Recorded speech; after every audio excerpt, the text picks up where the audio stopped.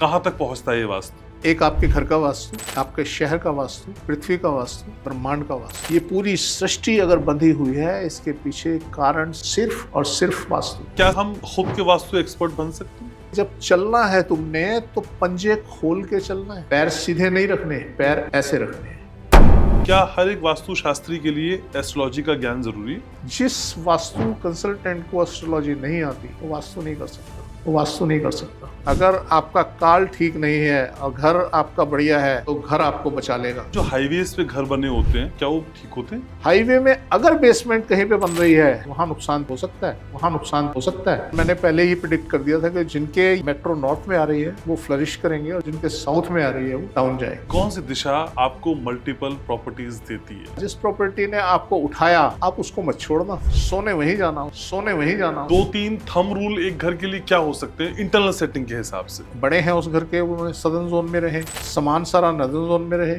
South आपका खाली रहे। कई लोगों को घर की एंट्री के बाहर भगवान जी की अलग अलग तस्वीरें लगा देते हैं, क्या इससे कोई फर्क पड़ता है? ये नहीं होनी चाहिए, ये नहीं होनी चाहिए, कभी नहीं लगानी चाहिए। जिनके यहाँ ये लगी हो फोटो, आप अंदर जाइए जरा उनसे उनके दिल का हाल पूछिए, सब तंग दिल मिलेंगे। एक टुकड़ा टूट के बेंगलोर से जुड़ जाएगा और वहाँ पहाड़ बन जाएगा, हिंदुस्तान चाइना की तरह हो जाएगा। कई बार सर कोई प्लॉट गोलाकार भी देखे हैं, इस तरह के प्लॉट ठीक होते हैं? अगर आपको ये मिल गया तो आप मास्टर हैं, आप मास्टर हैं। यहीं से कहानी शुरू होती है, यही एंड होता है। किसी एस्ट्रोलॉजर ने कह दिया है कि तुम्हारा बेटा इस साल में मर जाएगा। मैंने कहा मैं मरने नहीं दूंगा, मैंने कहा मैं मरने नहीं दूंगा। जितने एस्ट्रोलॉजर ये बैठे भविष्यवाणियां कर रहे हैं ना, आप लिख लीजिए, इनकी एक एक भविष्यवाणी नोट कर लीजिए, मेरी गारंटी है कुछ नहीं होगा। वीरान पड़े घरों को खरीदना सही रहता है? वीरान पड़ा भूत प्रेत है, उसके अंदर कोई दिक्कत नहीं है। आप लो ना सर, एक साल उसके पास कार भी होगी, उसके पास वाइफ भी होगी, उसके पास सब कुछ होगा और वो माला माल हो जाएगा। चूहे आपके घर में है, कॉकरोच आपके घर में है, तो आपको सचेत हो जाना चाहिए कि यस, यहाँ का वास्तु खराब है, यहाँ का वास्तु खराब है। एक पुराना सा घर था, दीवारें मजबूत थी और सुंदर भी था, लेकिन उस घर में रहने वाले लोग काफी परेशान थे। रिश्तों को लेकर तंगी, पैसों को लेकर तंगी, बीमारी को लेके बड़ी बड़ी समस्याएं, कोई ढंग से बात नहीं करता था। एक अजीब सा खिंचाव उस घर में था, लेकिन उस घर की दिशा बदली, सब कुछ बदल गया। ये इतना सब कुछ मैं इसलिए बता रहा हूं क्योंकि वास्तु आपके जीवन को बदलने का दम रखता है। नमस्कार, आप देखना शुरू कर चुके हैं घनश्याम उपाध्याय शो। मैं हूं आपके साथ घनश्याम। तो इस कहानी के रचयिता जो आपकी नब्ज को टटोलना जानते हैं, वास्तु एक्सपर्ट डॉक्टर महेश गुप्ता मेरे साथ है। कैसे हैं सर आप? बढ़िया। तो सर, वास्तु घर की दीवारों और वहां की आबो हवा से बहुत आगे है जी। कहां तक पहुंचता है ये वास्तु? कोई सीमा नहीं सर। हम वास्तु के ना 3 पहलुओं पे बात करते हैं जी। एक आपके घर का वास्तु, आपके शहर का वास्तु, पृथ्वी का वास्तु, उसके बाद ब्रह्मांड का वास्तु, जिसे आप एस्ट्रोनॉमी और एस्ट्रोलॉजी का नाम देते हैं, वो ब्रह्मांड का वास्तु है। उसका भी इम्पैक्ट हमारे ऊपर होता है। तो इसकी सीमाएं तो अनंत हैं सर, क्योंकि हम वहाँ पहुँच नहीं सकते, हम उसे देख नहीं सकते, हम उसे समझ नहीं सकते कि इतने ब्रह्मांड इस दुनिया के अंदर हैं, वो कहाँ है, किस डायरेक्शन में, किससे किस डायरेक्शन में, उनको हम समझ नहीं पाएंगे ना सर। अदरवाइज ये पूरी सृष्टि अगर बंधी हुई है, इसके पीछे कारण सिर्फ और सिर्फ वास्तु है।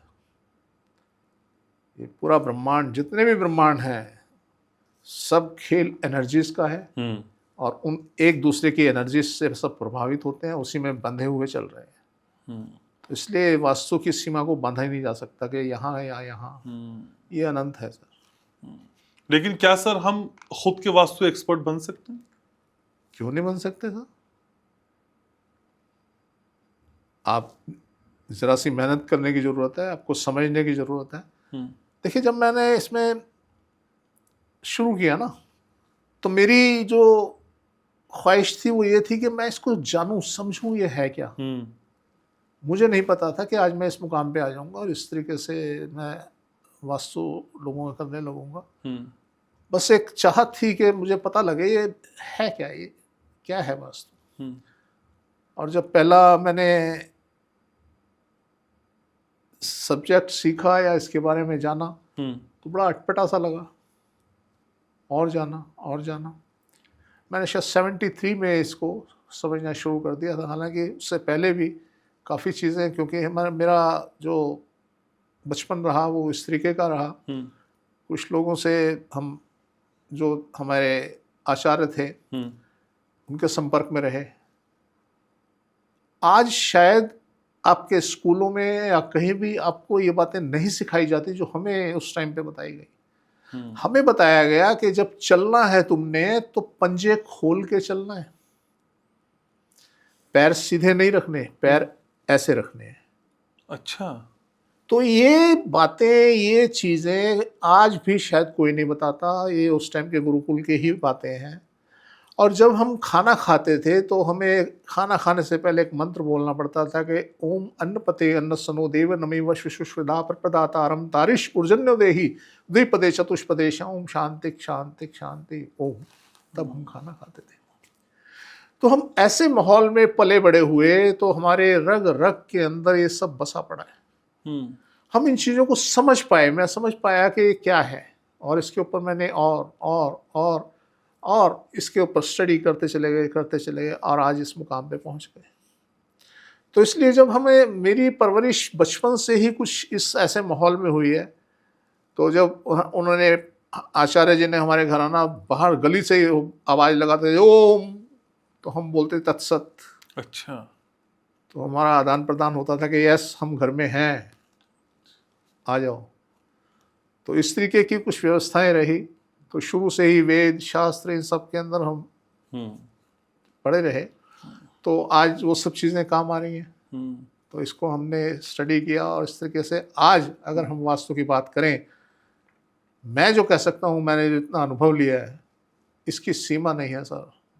हो सकता है कुछ चीज़ें आज भी मुझसे छुपी हों, आने वाले समय में वो खुलती हैं, और जैसे जैसे हम आगे बढ़ते रहते हैं और दरवाजे खुलते हैं, उसके पीछे कुछ और बंद मिलते हैं, फिर और खुलते हैं, फिर और खुलते हैं।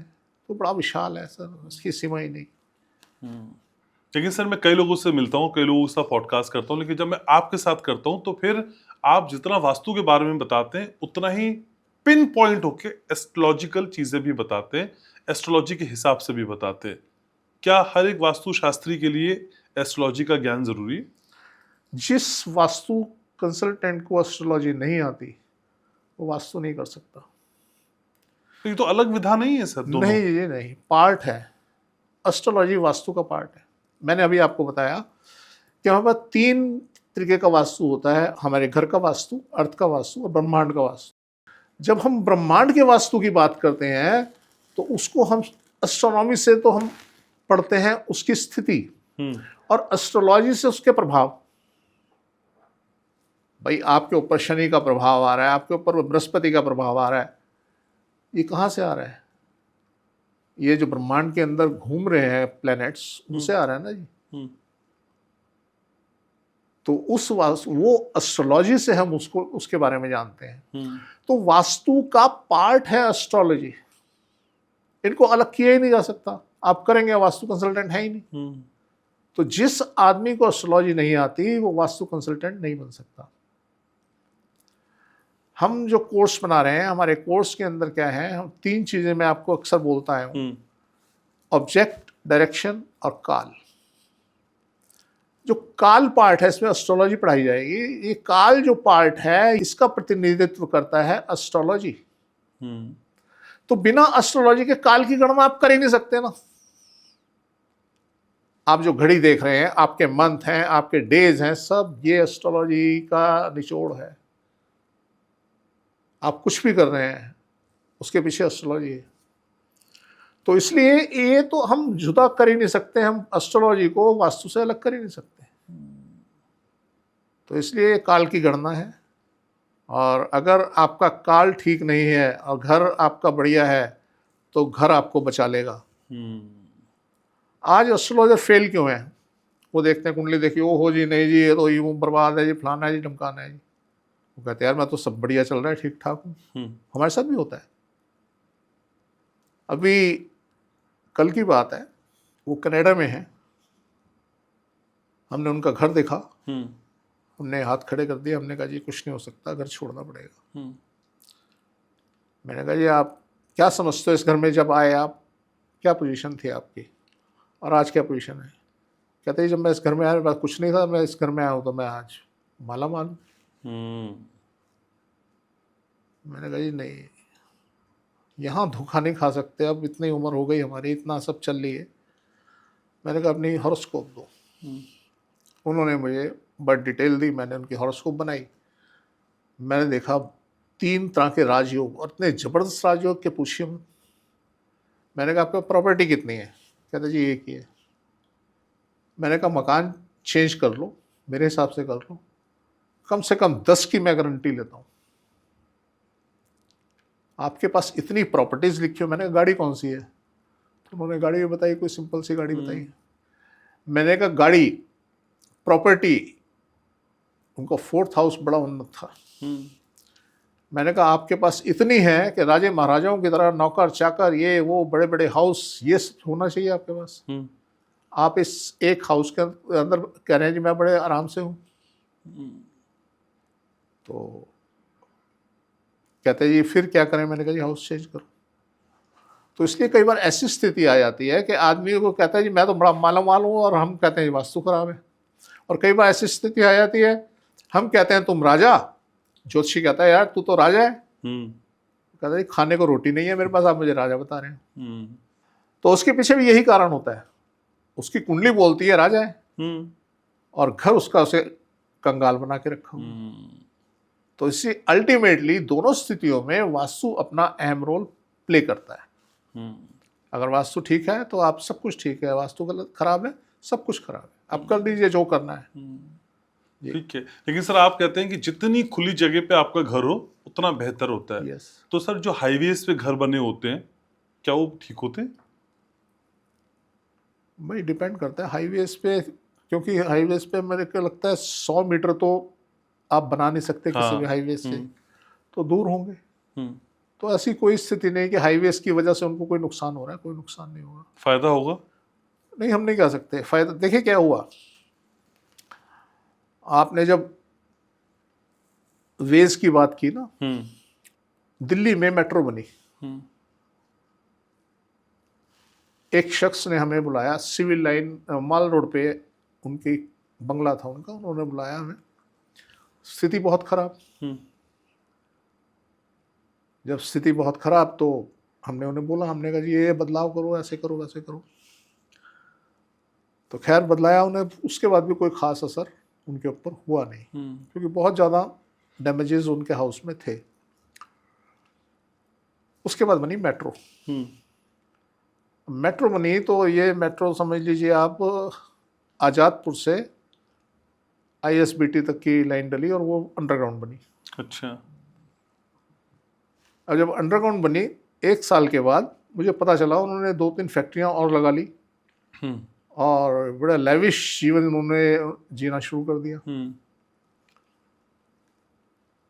खैर मैंने पहले ही प्रिडिक्ट कर दिया था कि जो जिनके ये मेट्रो नॉर्थ में आ रही है वो फ्लरिश करेंगे, और जिनके साउथ में आ रही है वो अच्छा डाउन जाएंगे। वही देखने को मिला। एक और मेरे क्लाइंट थे जो ठीक उनके सामने कोठी में रहते थे, मतलब उनके साउथ में मेट्रो बनी। उनका गोल्ड का काम था, बहुत मोटा काम था उनका। तो मुझे उनके बारे में खबर मिली कि वो डाउन चले गए हैं, उनके घर में इस तरीके से कुछ क्लेश भी चल रहे हैं, और ऐसा वैसा इस तरीके की बातें सुनने को मिली। तो जब हम बात करते हैं सड़क की, आपने हाईवे की बात की, हाईवे में अगर बेसमेंट कहीं पे बन रही है और उसके आसपास के घर हैं, वहाँ नुकसान तो हो सकता है। अगर बेसमेंट नहीं है और प्लेन है या ऊपर फ्लाईओवर बन के जा रहा है तो वहाँ नुकसान की कोई उम्मीद नहीं है। किसी भी तरह से दोनों साइड वालों को कोई नुकसान नहीं होगा। तो इसलिए डिपेंड करता है उसकी शेप क्या है, उसका कॉन्सेप्ट क्या है, अंडरग्राउंड है और ओवरग्राउंड है। ओके, ठीक है। लेकिन सर बार बार एक बात निकल कर सामने आ रही है, मल्टीपल प्रॉपर्टीज। तो हमारे व्यूवर जानना चाहेंगे सर, कौन सी दिशा आपको मल्टीपल प्रॉपर्टीज देती है? यहाँ पे एस्ट्रोलॉजी भी काम करती है। अच्छा। हाँ, देखिए एक पेड़ में फल लगने हैं, फलदार वृक्ष है, और आपने उसको जहाँ भूमि खराब है, बंजर है, वहाँ लगा दिया। वो फल देने तो दूर की बात, वो बेचारा पनप ही नहीं पा रहा, ऊपर ही नहीं उठ पाएगा। अब जैसे मैंने बताया कि मुझे एक सज्जन से बात हुई, उनके मल्टीपल प्रॉपर्टी के योग थे। तो जब वो पेड़ वहां पे या तो सूख जाएगा या बढ़ नहीं पा रहा है, बेचारा मुझे ऐसा चल रहा है, अब उसको अच्छी जगह पे आप किसी खेत में या बढ़िया जगह पे लगा दीजिए, फले फूलेगा, खूब आम देगा, खूब फल देगा। तो इसी तरीके से अगर आपके मल्टीपल प्रॉपर्टी के योग हैं और आपको वास्तु बढ़िया मिल गया, दुनिया की ताकत नहीं है कोई रोक दे। आपके पास इतनी प्रॉपर्टी आएगी पूछे मत। अब अगर मल्टीपल प्रॉपर्टी के योग है और आप खराब वास्तु में हैं, आपकी एक आधी प्रॉपर्टी तो बनी जाएगी। अच्छा। क्योंकि उसने तो अपना हिस्सा काटना है ना, वास्तु ने। हाँ। और अगर आपके वास्तु बढ़िया हो गया तो आप सोच भी नहीं पाएंगे ये क्या हो रहा है। 1 2 3 4 बनती चली जाएगी। और फिर वही कहानी आ जाती है कि एक बार आप उस मुकाम पे आ जाते हैं कि सब चीज़ें आपके लिए नगण्य हो जाते हैं, फिर वो अपने आप सिस्टम बनना शुरू हो जाता है, अपने आप प्रॉपर्टी आ रही है, ये हो रहा है, वो हो रहा है, सब चलता रहता है। तो वो स्थिति आ जाती है। तो इसलिए ये वास्तु आपके भाग्य को एनहेंस कर सकता है, बढ़ा सकता है, नेगेटिवली और पॉजिटिवली। अगर वास्तु खराब है, आपका मुकद्दर भी खराब है, वास्तु भी खराब है, तो गए काम से। ठीक है। आप कह रहे हैं कि एस्ट्रोलॉजिकल आपका मल्टीपल प्रॉपर्टी का योग है, लेकिन वास्तु खराब है तो आपकी एक आध प्रॉपर्टी तब भी बन जाएगी। लेकिन सर इस सवाल को रिवर्स कर दें, आपके ग्रहों के हिसाब से आपके मल्टीपल प्रॉपर्टी के योग नहीं है, लेकिन वास्तु आपका A1 है, फिर आपको प्रॉपर्टी देगा। मल्टीपल भी दे सकता है। आप कितने टाइम उसमें रह रहे हैं, आपको मल्टीपल दे सकता है। आपने क्या किया, आपको उसने एक प्रॉपर्टी दी, आपने फटाक से उस प्रॉपर्टी को छोड़ के जिसकी वजह से आपको प्रॉपर्टी मिली, उस प्रॉपर्टी को छोड़ा और उसमें आ गए, और वो उससे माइनस में था, तो अब धीरे रह गई सारी प्रॉपर्टियां।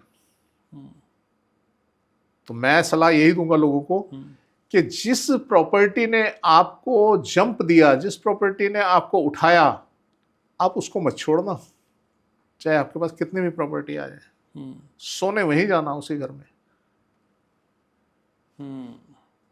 या किसी अच्छे कंसल्टेंट को दिखा के कोई अच्छी प्रॉपर्टी उसमें रहे। अदरवाइज अगर आपको एक घर ने प्रॉपर्टी दी है, वो और भी देगा। तो सर अगर हम किसी छोटे घर में रहते हैं, वो बहुत अच्छा था, लेकिन हमने कोई बड़ा घर ले लिया, वो हमारे लिए अच्छा नहीं है, और आप कह रहे नहीं उसी छोटे घर में रहना, तो सर वो बड़े घर का लुत्फ तुम ले नहीं पाए। अगर बड़े घर में आपने बड़ा घर ले लिया और उसको उससे भी बढ़िया बना लिया, तो आप रहेंगे ना उसमें, तो जाइए। अदरवाइज आपको मान लीजिए मल्टीपल प्रॉपर्टी तो मिल रही है, पर वास्तु रहने के हिसाब से वास्तु ठीक नहीं है, तो मत जाइए। और ये जो कॉन्सेप्ट है ना, मेरा महल है, मैं सोने कहीं और जा रहा हूँ, ये जो कॉन्सेप्ट है, आप यूँ समझ लीजिए कि आप अपना इलाज कर रहे हैं, आप अपनी स्ट्रेंथ ला रहे हैं, आप अपने लिए धन कमा रहे हैं, आपका कारण वो है, तो आप उसको अडॉप्ट कीजिए ना, इस कॉन्सेप्ट को। अगर सिर्फ वहाँ सोने से आपके साथ ऐसा हो रहा है, तो आप कीजिए। एक घर हमने लिया, बड़ा बढ़िया, बड़ा खूबसूरत। जब हम रिसर्च में थे ना जी, हम चेंज करते थे, ये बात है शायद 84-85 के बाद है। बहुत सुंदर बना हुआ, north east facing, north east में बालकनी। अब वहाँ क्या हुआ, मन तो आदमी का करता है ना जी, हमने कहा चलो देखते हैं इसमें। हमने क्या किया, वहाँ ड्राइंग रूम था नॉर्थ ईस्ट में, हमने क्या किया, मैं और वाइफ ड्राइंग रूम में सोने लग गए, बच्चे हमारे, हमने दूसरा रूम दिया, हम वहाँ सोने लग गए। आनंद बड़ा आता था सोने में, पर सर उसने वो गजब कर दिया, हमारी लाइफ को हेल कर दिया।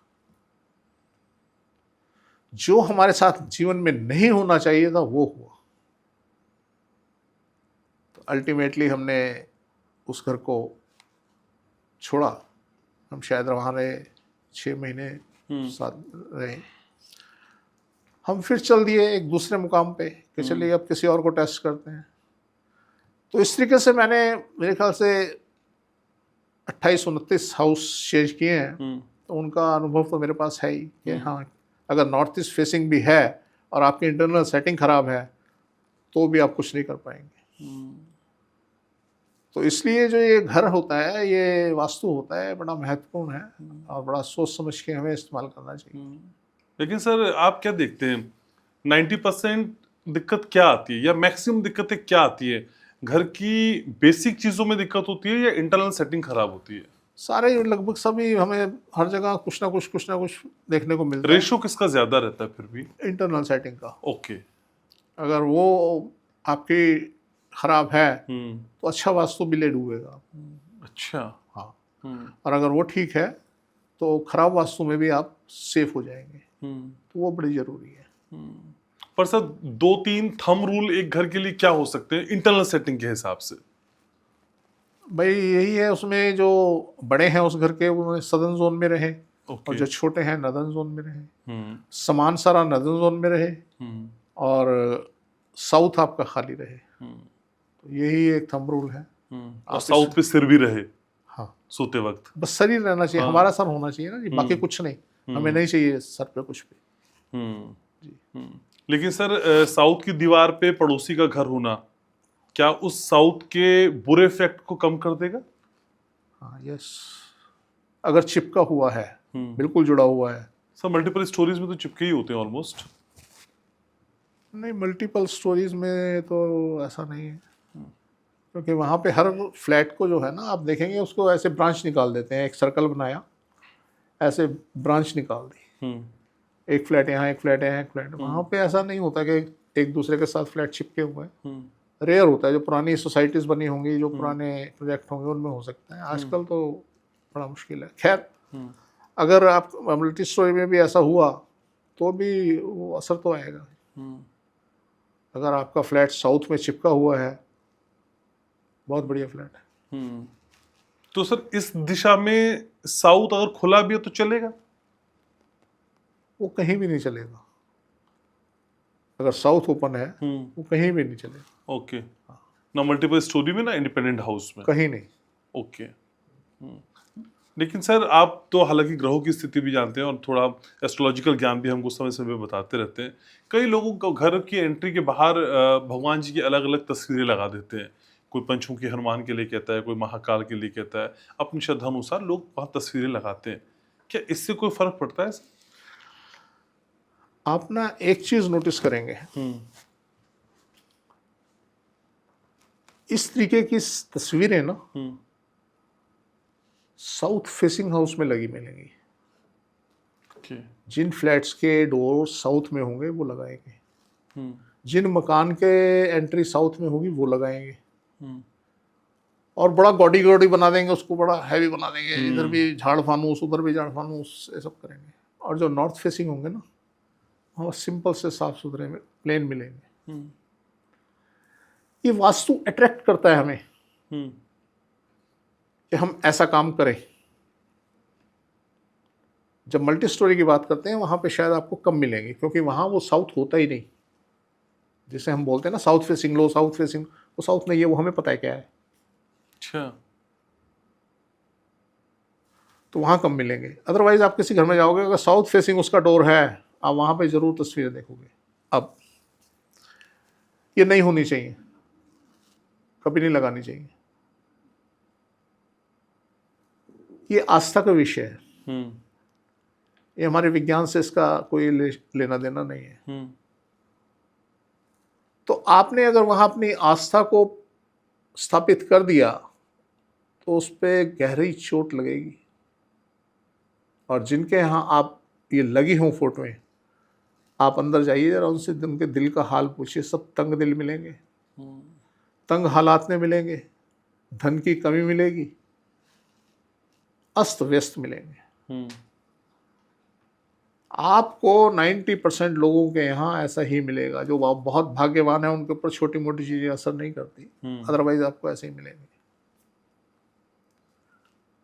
तो इसलिए नहीं होना चाहिए। किसी भगवान की कोई भी ऐसी चीज आपको अपने दरवाजे पे नहीं लगानी चाहिए। लेकिन सर घर में सुकून बना रहे, शांति बनी रहे और ये सारी व्यवस्था एकदम दुरुस्त रहे, उसके लिए वास्तु कुछ खास दिशा निर्देश देता है? भाई ये तो दिशा निर्देश तो है ही कि आप अपना नॉर्थ उन्नत रखें, उसे खुला रखें, खाली रखें, सब कुछ बना रहेगा आपके घर में। और साउथ बंद कर दें। आज के सिनेरियो में ये है। अभी कुछ हो सकता है, कुछ सैकड़ों सालों में या कुछ चेंज हो जाए, नॉर्थ शिफ्ट हो जाए तो बात अलग है, अदरवाइज आज तो यही है, नॉर्थ खुला होना चाहिए। नॉर्थ खुला होना चाहिए। अभी तो हमें सुनने में आ रहा है कि कुछ सालों बाद, शायद हम जिंदा रहें ना रहें, एक टुकड़ा टूट के और हमारे बेंगलोर साइड के जितने ये तटीय क्षेत्र हैं उनसे जुड़ जाएगा और वहाँ पहाड़ बन जाएगा, और वहाँ पे जैसे हिल्स में ठंडा मौसम होता है ऐसे वहाँ 0 डिग्री टेम्परेचर हो जाएगा। बेंगलोर में? हाँ जी, अच्छा। ऐसा भी सुनने में आ रहा है। अगर वो स्थिति होती है तो हिंदुस्तान बड़े उन्नत स्थिति में आ जाएगा, हिंदुस्तान चाइना की तरह हो जाएगा। अगर आप देखें चाइना के साउथ में पहाड़ हैं जो हमारे नॉर्थ में है, और आज वो कहाँ है, हमसे शायद 20-30 साल आगे है।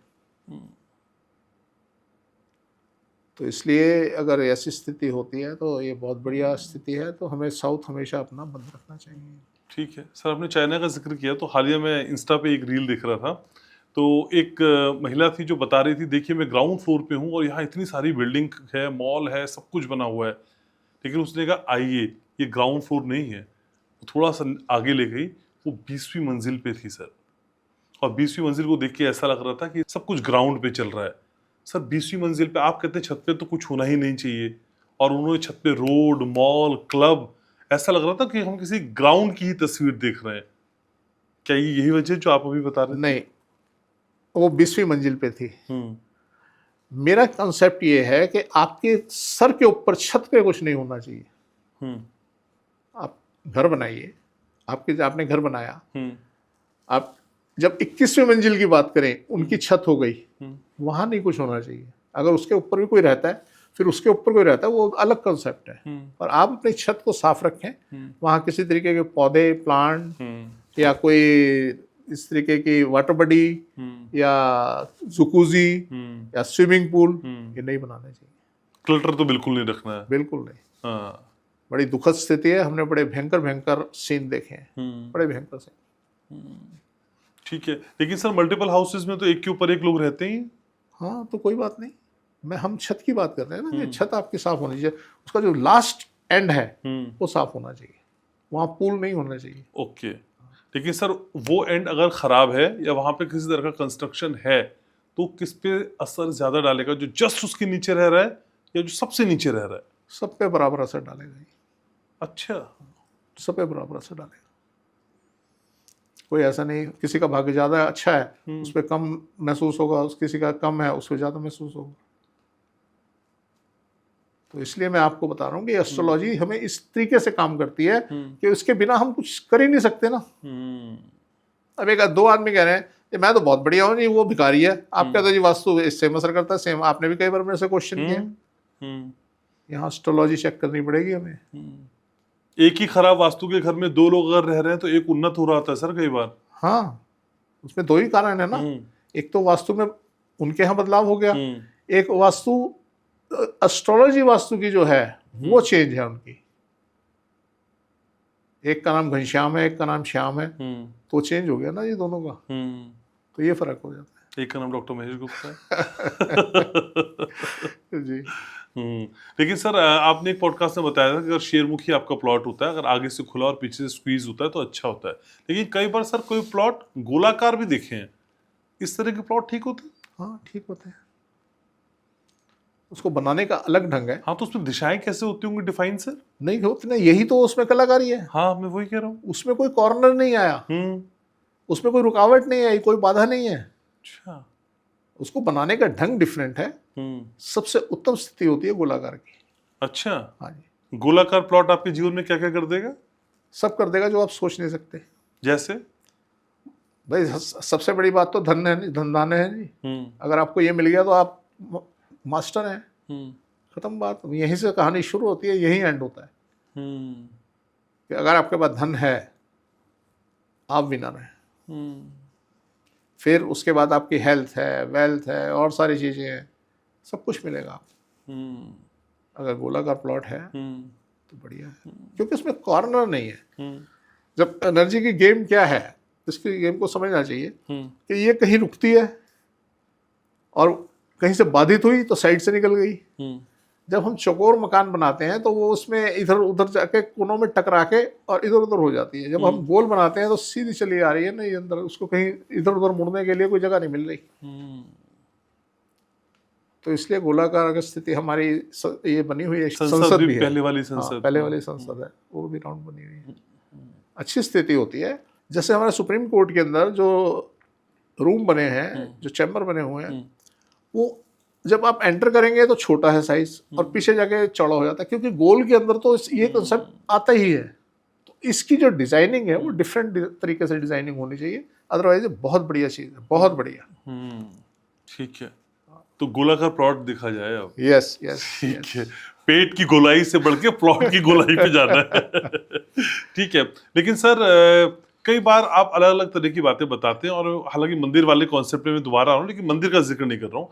मैंने देखा है किसी मंदिर के बाहर के आगे की जो मार्केट होती है, जहाँ पूजा सामान या पूजा सामग्री, फूल, ये सारी चीजें बिकती हैं, वहाँ कई दुकानें एक साथ होती हैं।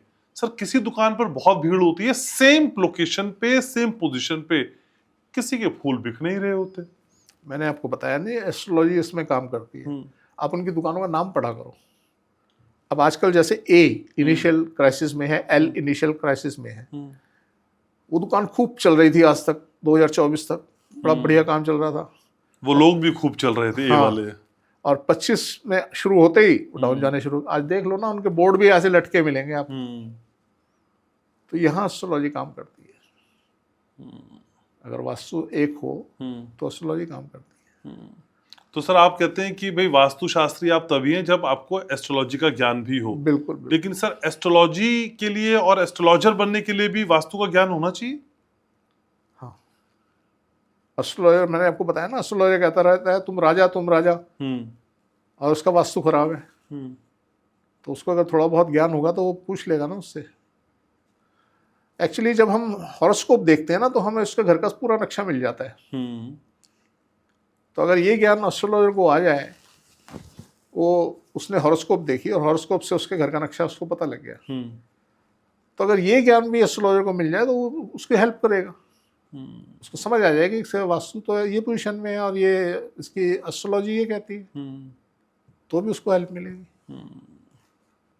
दूसरा, जब हम प्रश्नकाल की बात करते हैं, ये भी एस्ट्रोलॉजी का पार्ट है। उसमें तो आपको कुछ भी बताने की जरूरत नहीं ना। आपका घर कहाँ है, कैसी फेसिंग का है, उसके अंदर क्या क्या है, वो भी सारी पोजीशन आ जाती है। तो अगर एस्ट्रोलॉजर को ये थोड़ा बहुत ज्ञान ये हो जाए ना जी, बड़ी हेल्प करेगा उसकी, कि वो आदमी को सही प्रिडिक्ट कर सके। अब वो बहुत बढ़िया वास्तु में रह रहा है, एस्ट्रोलॉजर कह रहा है तुम तो बर्बाद होने जा रहे हो, तुम्हारे साथ तुम तो मर जाओगे, तुम्हारा ये हो जाएगा, वो बात मिले। अभी एक लेडी मिली, देखिए कितना बड़ा दुखद स्थिति उस एस्ट्रोलॉजर ने पैदा कर दी। एक लेडी का फोन आया, कहते जी उसने मेरी फीस वीस भरी और कंसल्टेशन के लिए उसने बात की। कहते जी मुझे किसी एस्ट्रोलॉजर ने कह दिया है कि तुम्हारा बेटा इस साल में मर जाएगा। अच्छा। मैंने कहा, पहले तो मैंने उसको छूटते ही बोला जी, मैंने कहा आप मेरे पास आ गए। कहती है, मैंने कहा मैं मरने नहीं दूंगा। एक बात, मैंने कहा बेटे की हॉरोस्कोप भेजो। उसने मुझे बर्थ डिटेल दी, मैंने बेटे की हॉरोस्कोप देखी, सब देखा, मकान देखा उनका, सब कुछ चेक किया। मैंने फिर उसे लिख दिया। मैंने कहा इस मकान के अंदर, इस हाउस के अंदर तुम्हारे बेटे को कुछ नहीं होगा। मैंने उसे लिख के दिया। और मैंने कहा कोई बड़ी बात नहीं है, ये अपनी पूरी उम्र करके 70-80 साल के बाद इसको कुछ हो। अभी उसका बेटा शायद 10 साल का है। तो ऐसी स्थिति पैदा हो जाती है। अगर हम उनको थोड़ा बहुत ज्ञान वास्तु का होगा तो वो ऐसी प्रेडिक्शन नहीं करेंगे। एक बात। दूसरी बात, अगर इतनी बड़ी बात कोई है भी, तुम्हें नजर भी आ रही है, तुम डायरेक्टली बोल रहे हो कि वो बेटा नहीं रहेगा, यार तुमने तो उससे पहले उसकी माँ को मार दिया और वो रोज मर रही है, ये सोच सोच के कि मेरा बेटा चला जाएगा। तो लानत है ऐसे एस्ट्रोलॉजर्स के ऊपर जो इस तरीके की बातें करते हैं। हमें भी पता लग जाता है कि इसके साथ कुछ दुखद स्थिति आने वाली है, पर उसको इस तरीके से नहीं क्लेम किया जाता कि ऐसा ऐसा ऐसा होगा।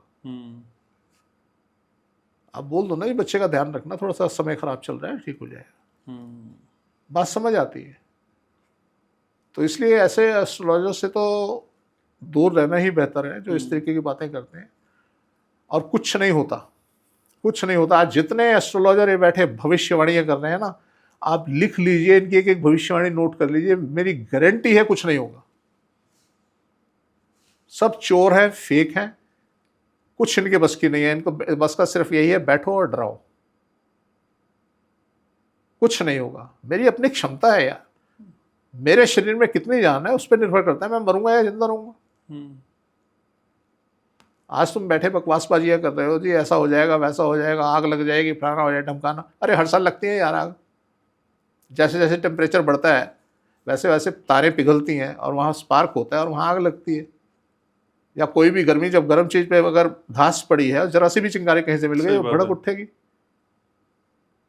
इतनी गर्मी पड़ेगी जी, अप्रैल में ये हो जाएगा, वो हो जाएगा, अरे ओले बरस रहे हैं यहाँ पे। तो ऐसे फेक एस्ट्रोलॉजर के लिए कोई ना कोई कानून बनना चाहिए कि इस तरीके से जो भ्रांतियां फैलाते हैं उनको कोई, उनके लिए सजा मुकर्रर होनी चाहिए। जी ठीक है। लेकिन सर, दरवाजों की जब हम बात करते हैं, घर की बात करते हैं, मेन एंट्रेंसेस की बात करते हैं, तो कई बार अलग अलग दरवाजे मैंने कई घरों में देखे हैं। कोई दो तरह के गेट लगा लेते हैं, एक लकड़ी वाला और एक जाली वाला। कोई एक ही में जाली वाला कर देते हैं और आधा नीचे बंद कर देते हैं। दो पल्लों वाले गेट भी देखे थे, हालांकि अब नहीं दिख रहे हैं। तो सर, किस तरह के गेट ज्यादा बेटर होते हैं? एक एंट्री पे दो गेट लगा लें? आप जो मर्जी करो सर। देखिए, गेट का मतलब क्या है? हमने वॉल बनाई ईंट से सीमेंट से, उसके बीच में हमने गेट दे दिया, अपने आने जाने का रास्ता बना लिया। अब जब ईंट की वॉल और आपकी एक प्लाई या वुडन शीट, उसकी कैपेसिटी नहीं है एनर्जी को रोकने की। आपकी वॉल की कैपेसिटी है कि वो एनर्जी को रोक दे, और वॉल में से आपके पास एनर्जी आ रही है 10%, और दरवाजे में से एनर्जी आपके पास आ रही है 90%। अच्छा। आप दरवाजा एक बनाए, आप दरवाजा दो बनाए, आप डबल पल्ले का बनाए, आप सिंगल पल्ले का बनाए, आपने जैसे भी बनाया, अगर वहां वुडन शीट लगा दी आपने, तो उसकी एनर्जी की क्षमता बढ़ गई। वहां से एनर्जी की चाल को वे मिल जाता है और वो आना जाना शुरू कर देती है। तो इसलिए ये जो बातें इस तरीके की जाती हैं ना जी, कि डबल पल्ले का दरवाजा लगा दो, सिंगल पल्ले का लगाओ, ऐसा, अरे वहां कैविटी हो गई तो हो गई।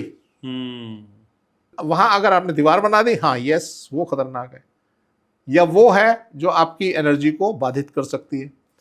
आपकी एनर्जी को ग्लास, मेटल और वुड, इससे आपकी एनर्जी आप नहीं रोक सकते, उसने क्रॉस कर ही जाना। रुकेगी दीवार में भी नहीं, 10% आएगी, पर यहाँ पे अगर आपने ये लगा दी तो 90% एनर्जी ने आना ही है, 90% एनर्जी ने जाना ही है।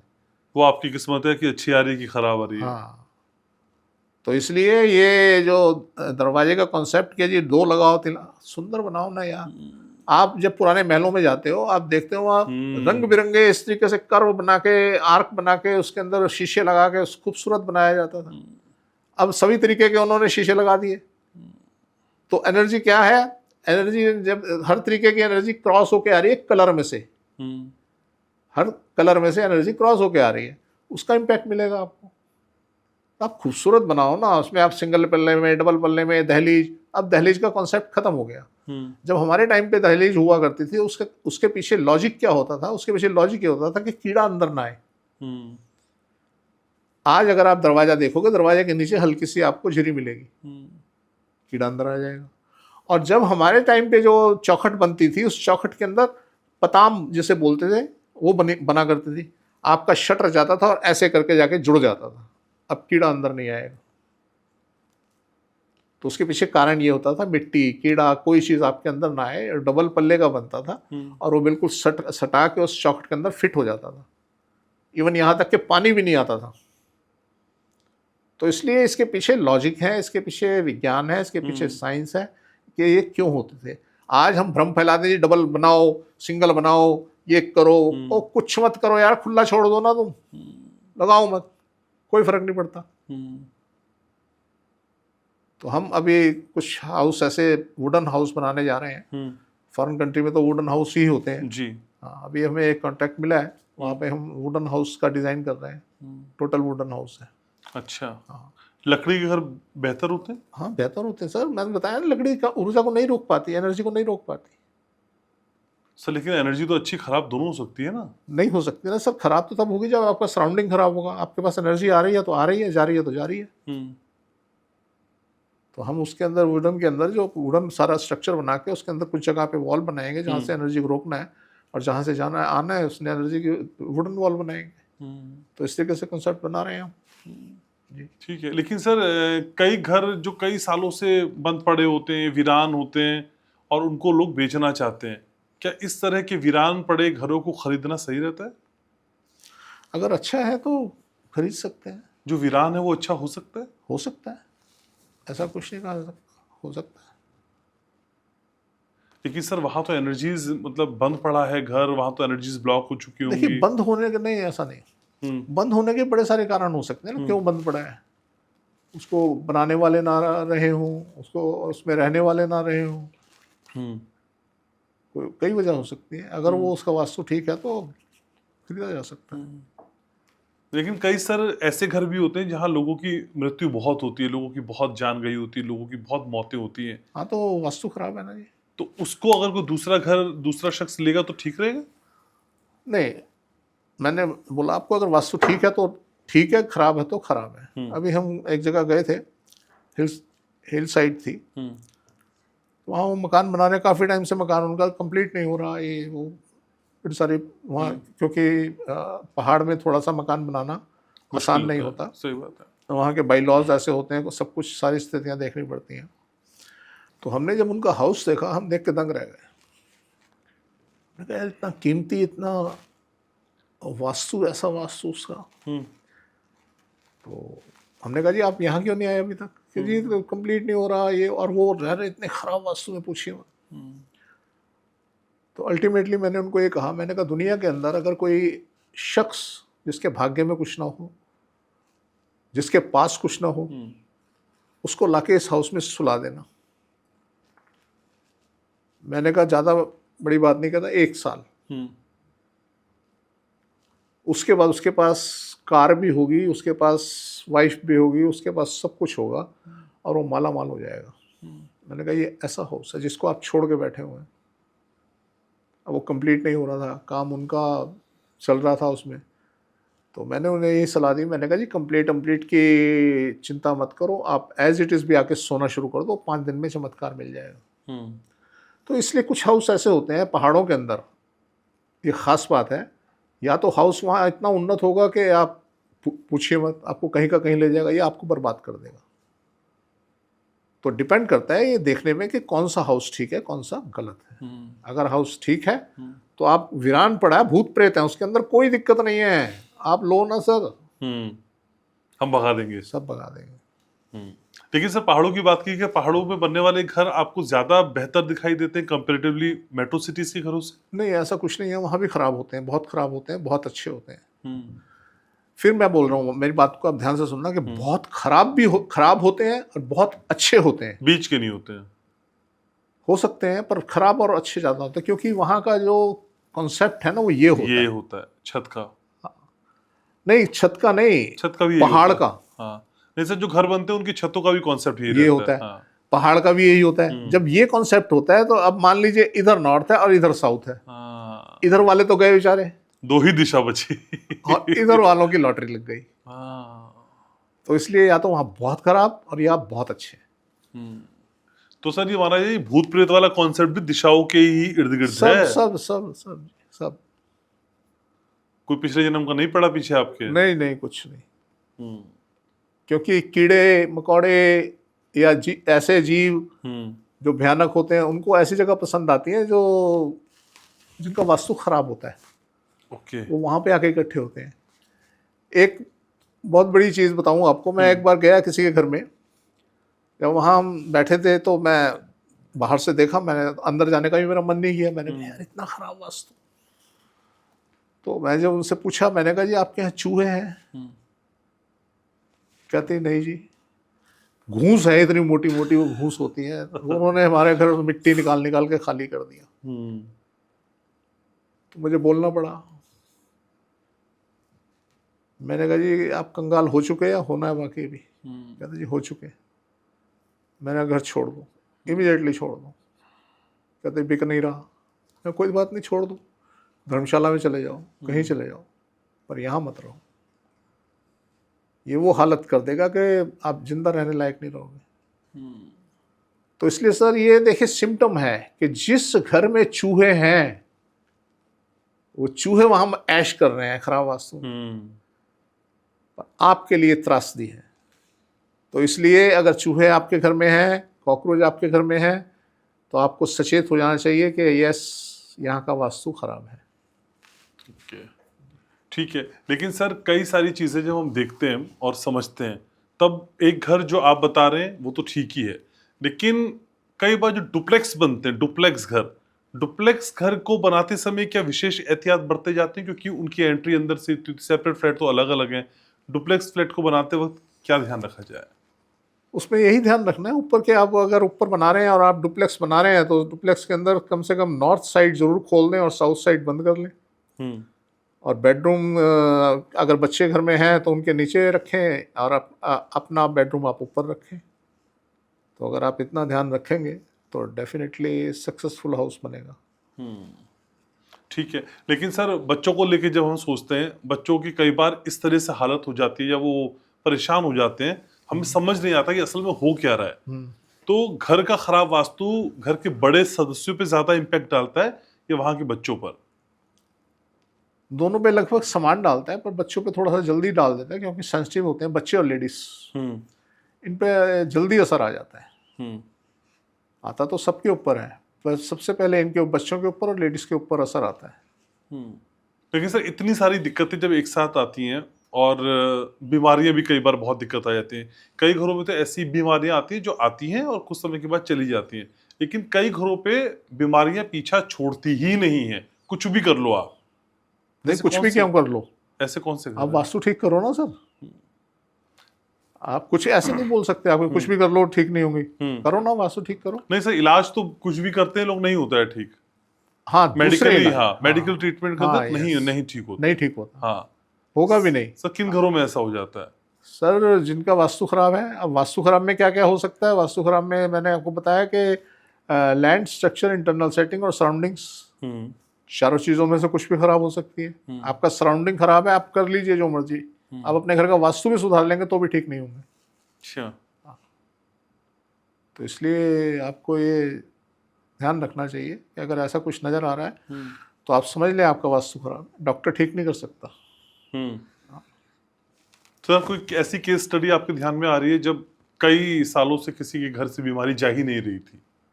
बहुत है सर, किस किस के बताएं, बहुत केस आते हैं ऐसे। और वो अभी लेटेस्ट तो याद है मुझे कि उनके हस्बैंड को ब्रेन हेमरेज हो गया था और उन्होंने कंसल्ट किया तो हमने उनका सेटिंग चेंज कराई। और चेंज कराने के बाद वो बेड पे थे, बेड रिडन थे, चल भी नहीं पाते थे। दो लोग उनके नर्स जो थे, दो उनके पास रहती थी, तब वो थोड़ा खा पी सकते थे। तो शायद 3-4 महीने के अंदर ही रिज़ल्ट आए और वो चलने लग गए और आज बेटर हो गए, बैठते हैं, बात करते हैं, डॉक्टर के पास अपने आप चल के जाते हैं। आज ये पोजीशन आ गई। तो ऐसे बहुत सारे केस हैं, बहुत सारे। बड़े सारे कैंसर पेशेंट रहे जिनको रिलीफ मिला और बहुत सारे केस ऐसे हैं। ये सर कैंसर और टॉयलेट का कनेक्शन भी अलग अलग तरीके से सोशल मीडिया पे बताया जाता है। साउथ का टॉयलेट जो है वो आपके पेट से शुरू करता है और किसी भी लेवल तक ले जा सकता है आपको, लिवर, किडनी, कैंसर, ये पोजीशन हो सकती है साउथ के टॉयलेट से। अगर साउथ में आपका सेप्टिक टैंक है वो बड़ा खतरनाक है और आप समझ लीजिए 90% उस घर में कैंसर है। वो हो गई। लेकिन सर नॉर्थ ईस्ट के साथ भी कैंसर जुड़ा जाता है। नॉर्थ ईस्ट से कैंसर अगर बंद है तो पोजीशन कुछ बनती है। अच्छा। अगर बंद नहीं है तो कोई ऐसा इशू नहीं है। नहीं। ठीक है, तो ऐसा नहीं होगा। लेकिन सर टॉयलेट की और वॉशरूम की आदर्श स्थिति क्या है वैसे? देखिए वॉशरूम तो कहीं भी बना लो। अच्छा, कोई नॉर्थ में, ईस्ट में, सब जगह होना चाहिए। इसी तरीके से टॉयलेट भी कहीं भी बन सकता है। पर अगर हम बात करें कि सही जगह कौन सी है तो नॉर्थ वेस्ट है। और हमसे इसके प्रमाण की ज़रूरत नहीं है। आप अपने अपने घरों में देखें, जिसके नॉर्थ ईस्ट और नॉर्थ वेस्ट में टॉयलेट हैं, वो साफ सुथरे मैनेज्ड मिलेंगे। क्या होता है, कोई भी बीमारी अपने सिम्टम देती है। आपको कुछ भी होता है आपकी बॉडी में, आपके मुंह में छाले आ सकते हैं, फेस पे दाने आ सकते हैं, आपको बुखार हो सकता है, क्योंकि आपकी बॉडी में कुछ विकार है।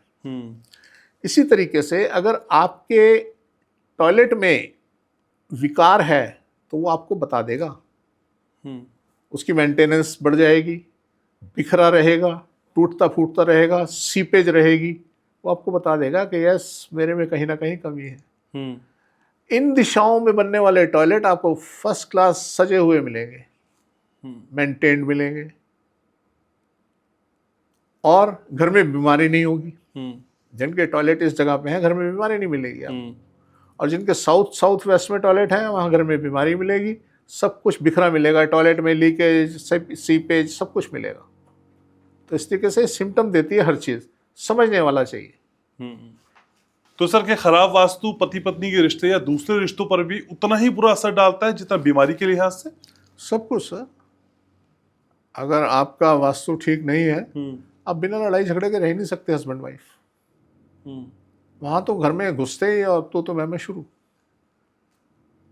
और वास्तु ठीक है तो कुछ नहीं होगा।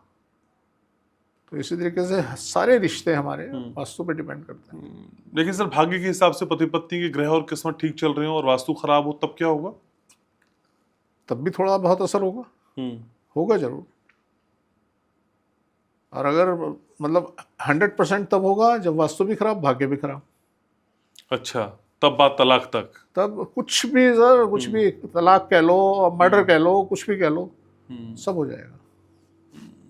हम तो रोज सुनने को मिलता है कि जी उसने मार दिया। एक कभी पीछे न्यूज़ आ रही थी कि उसने अपने हस्बैंड को मारा और ग्राइंडर के अंदर, मिक्सी के अंदर उसको वो कर दिया। तो सर, ये सारी स्थितियां, हम कहाँ खड़े हैं आज?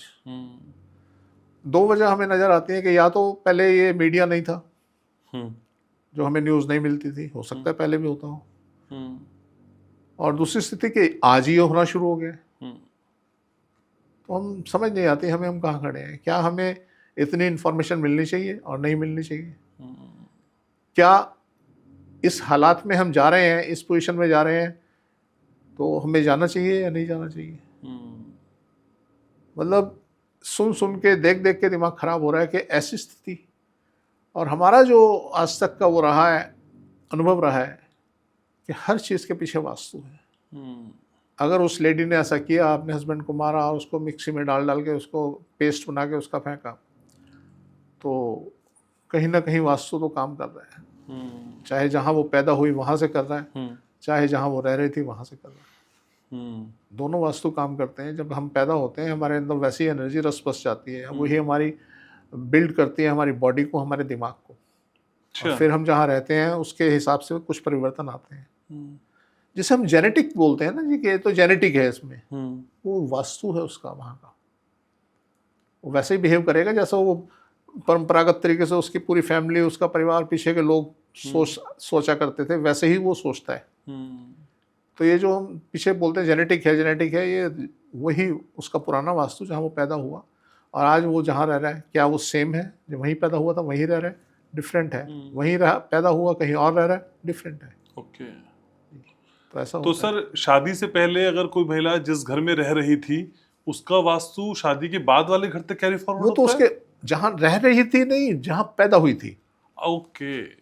तो वहाँ का वास्तु वो कैरी फॉरवर्ड हो रहा है, वो उसके साथ चल रहा है। उसके अंदर उसके जीन्स जो हैं वैसे तो बन चुके हैं उस वास्तु के हिसाब से। अब वो आगे क्या करती है, उसको मान लो फिर खराब वास्तु मिल गया, तो उसमें क्या होगा, वो मल्टीप्लाई हो जाएंगे। और पहले वो अच्छे घर में अगर जहाँ पैदा हुई थी, हाँ, और फिर खराब मिला तो वो खराबी थोड़ी बहुत होगी। अच्छा। तो अगर वो मान लो पीछे से उसके जेनेटिकली ही वो क्रिमिनल है और उसको एक खराब वास्तु मिल गया, तो सर तो तहलका मचा देगी।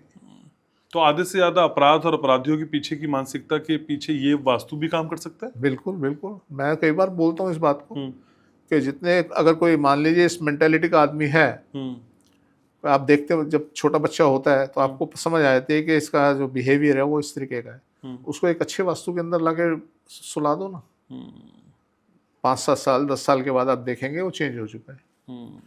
ये परिवर्तन जो है ना हमारी नियति में है, हमारी नेचर में है।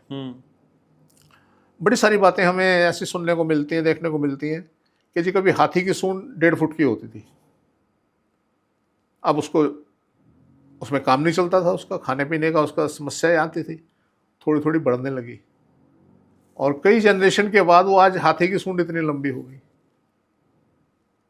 तो इसी तरीके से हमारे अंदर भी है। आप एक हाथ को बांध दीजिए किसी बच्चे के एक हाथ को बांध दीजिए, वो छोटा रह जाएगा, एक हाथ लंबा हो जाएगा, एक हाथ छोटा रह जाएगा। तो ये जो परिवर्तन है हमारी सोच, हमारे एटमॉस्फेयर, हमारे ज़रूरतों के हिसाब से बदलते रहते हैं।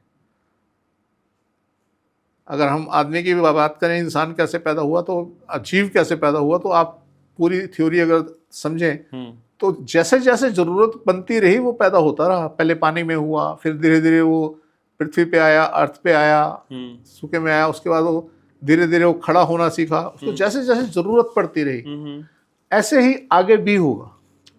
हमारी ज़रूरतें हमारे विकास को बदलती रहेंगी।